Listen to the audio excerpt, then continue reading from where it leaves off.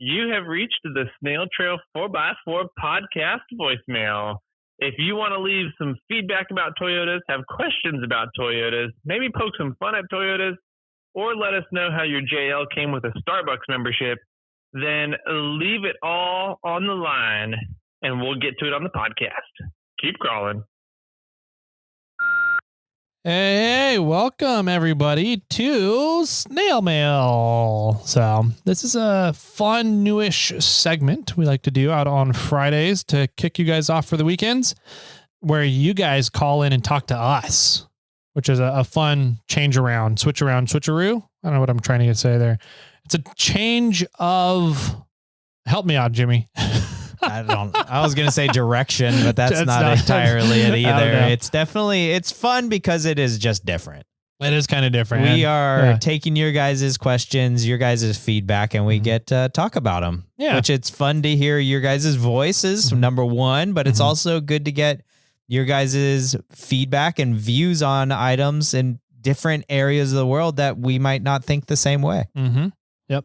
So we're going to get in here. We have 14 currently in the queue. Oh my gosh. We're never going to get caught up. That's awesome. Yeah. That's so cool, you guys. It is super cool. We're trying to catch up. Yeah. We did have one piece of feedback that came in through email that I wanted to touch on real quick. Okay, let's do that. It's in reference to Detroit lockers. Nice. Okay. The mechanism that makes a Detroit locker work and function. A spring. Is a spring with essentially a tapered tooth setup. Right. So it's a tapered thing and a spring with spring loaded, so that as there is power incoming through the pinion or a change of forces, a difference of forces on each tire, the springs actuate this tapered, I don't remember what it's called. Yeah, the tooth thing to engage into the carrier, thus locking it together, that axle shaft to the carrier, which is then locked to the pinion via ring gear. Right. So did somebody send you that video? No. Oh, somebody sent me a video of it as well. But it was funny because I swear in the video they state, when you're taking a quarter, this disengages so that one tire can spin faster than the other. Yeah. And I'm like, that's the whole wrong purpose. Isn't it the right purpose? I mean, it's engaged whenever there's power.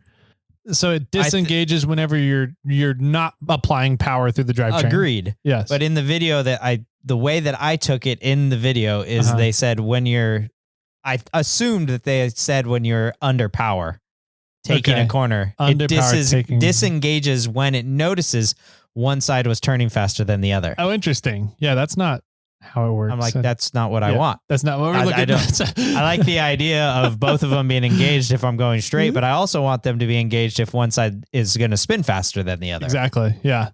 So I was like, this video doesn't make sense. And everybody's like, no, it makes complete sense. I'm like, no, but what about this? Yeah. They're like, oh, I didn't hear that. And I was like, okay. Yeah. So if it senses, essentially, if it senses, say you're in an off-road situation now and one tire is up in the air, the other one's down on the ground, and the locker senses that tire up in the air spinning, it's going to continue to leave it unlocked. Yes. That's the way I took it from the video is saying it. Yeah. Interesting. Which I don't believe is how Detroit lockers work. No, so I agree. Anyway, but I think the way the video talked about it makes sense, except I'm either hung up on this one phrase and not getting it correctly, or they messed up in the video and said it improperly. Yeah. But I think everything that we saw of how the Detroit locker what do you call it? The exploded view of it. Yes. Yeah. Shows the springs and the teeth and the mechanisms that connect everything. Yep. Cool. Awesome. So let's get into some voicemail, shall we? Let's do it. All right. This first one doesn't have a name that I see. No name. The first name that's mentioned is Randy Slauson. So we'll see what happens. Maybe it is Randy. I don't know. Hey guys, calling in just to give some perspective. Listening to the podcast about KOH right now, and you guys are going over the Randy Slauson racing incident on Friday. The guy that he hit was Logan Goodall, and it was in the EMC, not on Friday, not on Saturday.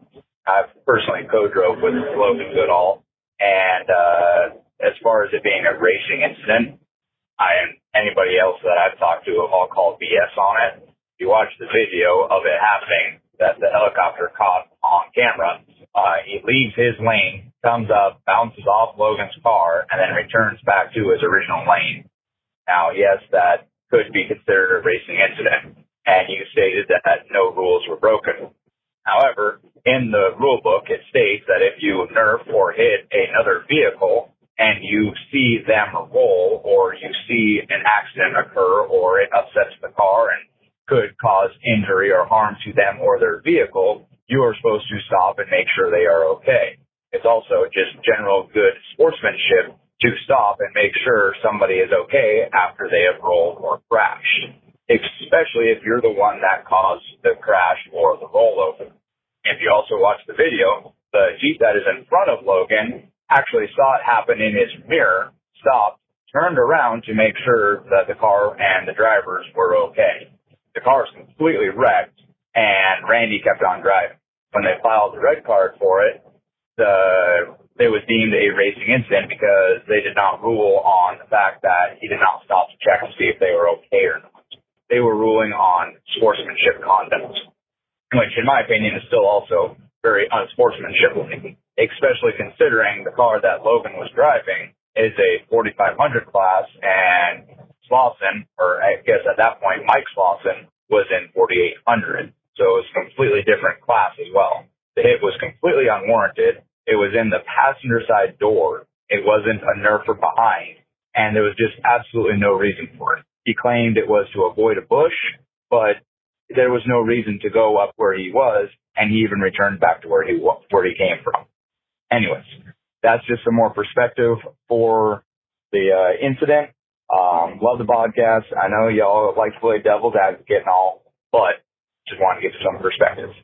That's great perspective. Yeah. So yeah, I didn't realize that it's actually written into the rule book that you're supposed to stop and make sure that people are okay. If there's something obviously wrong with the vehicle, like you cause a crash or something, that is, I think, a fantastic rule. And I think that needs to stay. I was surprised that, he didn't stop because that was a big hit. But also from the video that I watched and I'll have to watch it again, but it definitely looks like there's two lanes converging into one at that spot where it happened. And I thought I remember seeing Slauson driving and continuing directly behind the Jeep. And then the Jeep pulled over and Slauson continued to pass the way a normal pass would work. So I don't remember seeing two lanes after that. I remember distinctly it being two lanes converging into one. And then I also remember that almost the same situation happened again on 4400 day the next day between two 4400 cars. I don't remember which one it was. And I didn't feel like sitting down and watching a 10-hour video to try and find it again to send it. Somebody was asking about it. But I agree. He should have stopped. He should have checked on everybody. And it's unfortunate that wasn't judged upon or that wasn't brought up during the judgment at all. During the red card. Yeah. Talks. The red card replays. So yeah, it's tough because when you're, the caller that called in, as you're sitting in there strapped in the car with the Hans device and a helmet and everything, your field of vision sucks. You can't really see a car coming in on the side of you if you're trying to converge two lanes down into one. I didn't see the video, so I don't know how they collided, but it sounds like I'm completely guessing here, but it sounds like the Slauson vehicle driven by Mike Slauson, front tire hit the passenger side of the car of the other vehicle. And I do apologize. You said who it was. I don't remember the name. Goodall. Yeah. Thanks. At some point, maybe he didn't know that vehicle was there because of limited view, but the guy is in front of him. Oh, he was in front and Randy was going for a pass on a separate lane, or Mike was, sorry. Mike was, yeah. Yeah. So I'm not sure, but I do want to say kudos to the caller. Yeah. For calling in, giving us more feedback, giving us some alternative information that we just didn't know about.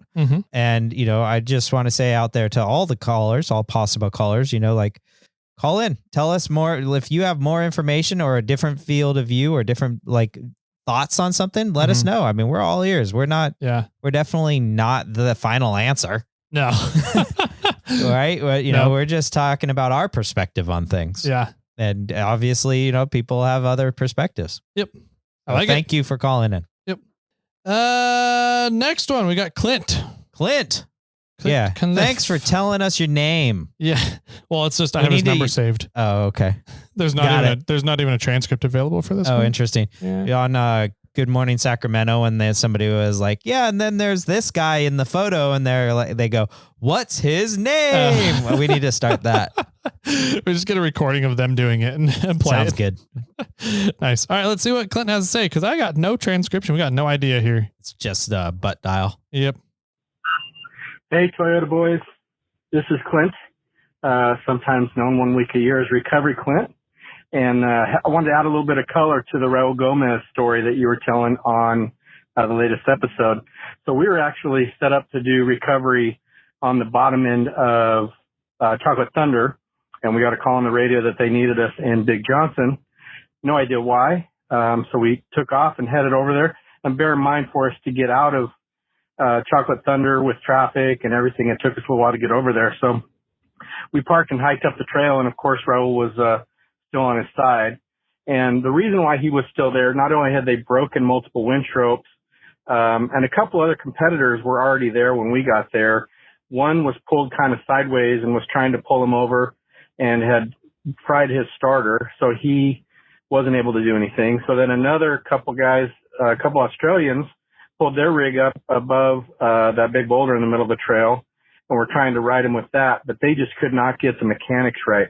And just so you know, there was a giant boulder in the middle of the trail, but it was in the absolute wrong position. It was basically directly behind his car, so there was no way to get leverage or anything to pull him over. Yeah. And his car is very heavy. There was nothing on the side, and so that's why that other rig had pulled in. But they had broken every winch rope. They, one car had no power anymore, and they were kind of at their wits' end when we got up in there. So we were able to figure out a way to use a snatch block and kind of cantilever it over, but it even took us a couple tries. But if anybody that's not a fan of Raul or of the Gomez brothers in general, just haven't met him. Those guys are super fun. He was, I think he'd gotten over the frustration and anger by the time we got there, and was like, "Well, boys, I fucked up." And it's just like, hey, we saw him wave to the other competitors as they went by. We were actually in the canyon when all those guys went by him. And, he was just, I could have made history, but I'll have to come back and do it next year. So he had a great attitude. But it took us a while. It was a pretty complicated recovery, and just the mechanics of where his car was at took us a couple different pulls, to get him over. But once he got over, and we thought it'd take him like 5-6 turns to kind of work his way around and get back up the trail, and he just bombed down over these giant boulders, turned around and headed back up. But his original rollover was because there were a giant boulder that you had to drive around, and then a significantly sized boulder that you could kind of see on the live feed where they either went up it or above it or below it. Well, he caught it just right and just literally pirouetted over backwards, and was pretty much perpendicular to the trail when he first rolled over, which would have been a much easier recovery. But he tried to gun it out and then ended up pointing straight downhill, as you saw. So it made it pretty complicated. Oh, hit his limit. Hit the limit, 3-minute limit. Yeah. Well, thanks for calling in and letting us know how it happened. That was what I was always curious about. I just saw him on this side and I was like, uh-oh. Yeah. How'd that happen? Yeah. You were winning. You were winning until you weren't winning. Yeah. And then I did hear on the live feed that they were talking about how they don't run super strong winches in those rigs. Oh, okay. They run a smaller size. Like an ATV winch? No, I'm thinking more. I don't know for sure, but I'm assuming that when they said it was something like an 8,000 pound winch. Oh, yeah, that makes sense. But if in here Clint's saying their rigs are very heavy. I'm curious about very heavy because I mean, like a Bomber 4400 car, like the Bora car, the Wix car. Yeah. It only weighs 3,500 pounds, 4,000 pounds. I mean, well, then maybe I'm wrong. Maybe it's even lighter than that. Yeah. But they did say on the live feed that they don't have very strong winches. Yeah.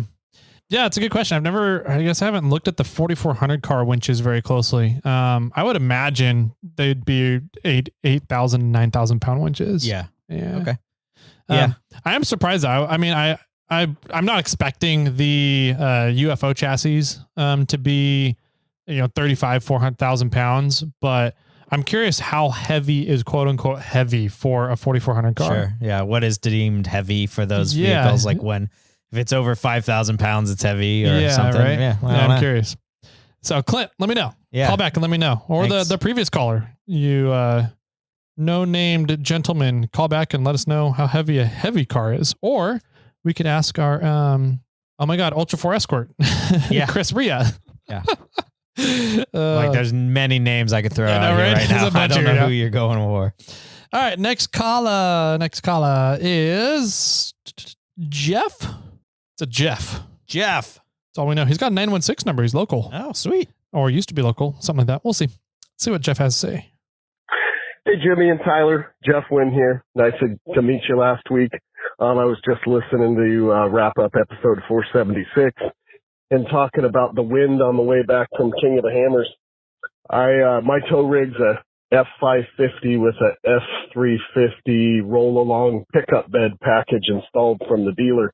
And up until recently, I was running an 1181 Lance on the back, and with my car trailer on the back, or an enclosed trailer, put probably 30,000 miles over the last 5 years on with that setup with the torque lift hitch and the 4-foot torque lift hitch extension and tie downs. And my wife and I were coming through that section on I-5 a few years ago, and that wind is amazing. It was so bad that all the big rigs were pulled over in the truck stop, and we were watching the big rig trailers move like 2 feet in either direction while they were parked. Dang. And I had that same feeling you did, that I can't imagine ever towing anything or hauling anything high profile without a dually again. I kept having that same visual of ending up on my side and on the side of the road or off the side of the freeway. So, I fully agree. High profile, big, heavy tow trailers and such definitely need the dually. Anyway, good episode. Thanks for all the updates from King of the Hammers. Wish I could have been there. See you guys later. Keep crawling. Nice. Thanks, Jeff. Yeah, that's pretty crazy to watch big rig trailers just swaying back and forth, standing still with that much wind side load on them. Yeah. So Mother Nature's no joke. No. But that's crazy. Yeah. Mm-hmm. Maybe I'll have to steal the Ferd sometime and see what it's like. Yeah. Moab. Maybe not that long. If you need to go up and rescue 4-wheel drive 24/7 this weekend, maybe we'll find out. Let's see. Next one up, Matt from South Florida. Ooh, here's another one about KOH. So we got a bunch in from there. Here we go. Hey guys, this is Matt down in South Florida. I wanted to call in about your last episode about your KOH recap.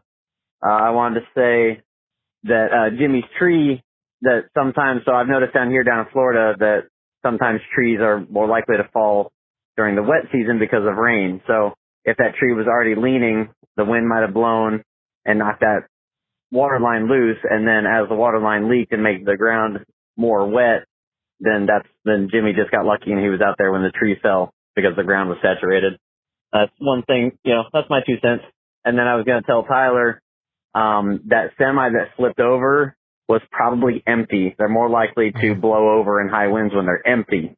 So when you were talking about you were worried about your dually, you probably wouldn't have had any trouble because you had Kermit in there. It's big and heavy to hold your trailer down. But I agree with you. Having a dually is always a good idea anyways, that's my 2 cents. Hope y'all are having a good day. Bye. Yeah, it makes sense. I mean, if you have a loaded trailer, absolutely, there's more weight in there. More weight is more better for keeping things planted on the ground. So, yeah. And in regards to the tree, we had a pretty good rainstorm for like a solid 2 days, if not 3 days before they had that windstorm hit. Yeah. So the ground was definitely saturated. Yeah. I don't think the water pipe broke until the tree went over, because in my video, you can actually see water. I just looked at it the other day, actually. You see, I'd seen the water come out of the pipe, but I never realized that after investigating it more, I can see the electrical line breaking and sparking in the video as well. Interesting. The electrical that runs out to the well. The well, everything I believe underneath the tree was fine until the tree was uprooted. Okay. But the rainstorm saturated the ground, and then the wind that we had, which was all like pretty much record-breaking winds for our area, did the damage. Nice. But yeah, definitely a combo of both. Like it probably would have been fine if it wasn't wet, or it would have been fine if there wasn't wind. Yeah. So it just was the devil's advocate there, both of them. Yep. I am curious. I would like to point out, and this is all one curiosity thing. Sure. Was it an apricot tree that we used to predict the springtime? Yes. Is that considered correct this year or incorrect? Why? Because we have another storm? Yeah. Well, I mean, so it started blooming mid-February, and then we got this massive storm came through and dumped 10 feet of snow up in the Sierras, and then we have another storm coming through. Did that happen last year too? I don't remember. I was just thinking about it just now. No, I think it indicates that the change of the season is happening. Gotcha. That's how I sort of take it. Okay. It's like this thing's blooming. The seasons are changing. Okay. We're going to have more warmer weather, but there's still going to be rainstorms and snowstorms. Okay. You know, but the season is going from winter to spring. Gotcha. Okay. This is one of the first trees that blooms when spring is starting to come. Yeah. Well, my cherry tree in my front yard is in full bloom right now. Yeah. And I started thinking about it. I'm like, what if the season doesn't change and the tree is blooming? Does it get harmed at all because it all of a sudden goes back to colder weather, a storm happening, or? Yes. Not necessarily. What would matter is if it fruits. Gotcha. My guess is that's a fruitless cherry. No. Oh, it's a fruited? Yeah. So the pollen and everything probably gets washed away. Okay. And it's probably not going to fruit a whole lot. Won't fruit a whole. Okay. That's okay. Granted, pollen gets pollinated from bees getting pollen from other places and stuff, but if there's no pollen on that tree, the bees aren't really going to be attracted to it as much. Gotcha. They probably get primarily attracted through color, but they probably will land and be like, no, there's nothing here. I'm taking off. Instead of hanging around and cross-pollinating everything. Okay. That makes sense. That's really the only damage I can think. Okay. That and maybe on a micro form, they expended their energy too early and they might not have enough energy to do another bloom if need be or whatever. But no. Okay. I don't think it's the worst thing that you'll see is that you probably aren't going to get a lot of fruit this year. Okay. Good to know. Yeah. I just know nothing about trees. Yeah. So I'm like, I know a little. Yeah. I know how to barely keep them alive. Intentionally. Yeah, exactly. Yeah. Preview the next one. Okay. And see if it's about King of the Hammers.